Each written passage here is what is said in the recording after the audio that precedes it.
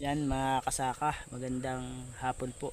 Ako po ay sumakauli dito sa bato para po kunin yung uling po dyan na panggatong po. Tsaka po ito. Ito po ay andito sa daan ay tiniba ko na rin po para hindi po mawala.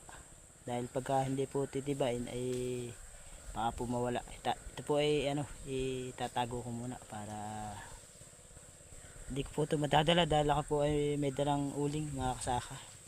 Yan, mataas po ang ahunin natin mamaya pag baba. Ito, napakalaki mga kasaka. Ito nga po pala ay ito po ay hindi akin, ito po ay kay Papa. Tiniba ko na po at baka po mawala pa, sayang.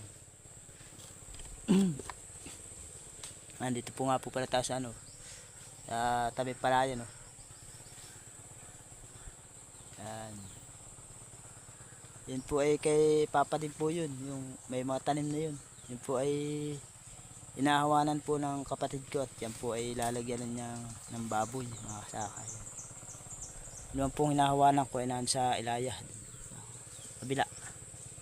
Di pa po tayo makapaghawan at po ay marami pang gawa mga kasaka. Time check nga po pala natin mga kasaka ay 2:36 ng hapon. Po kasama ko nga po pala yung mga alaga namin aso.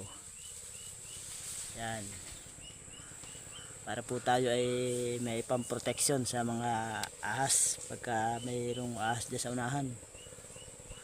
Sige mga kasaka, hanggang dito na lang po ang aking video. Maraming salamat po sa mga nanonood at manonood pa po.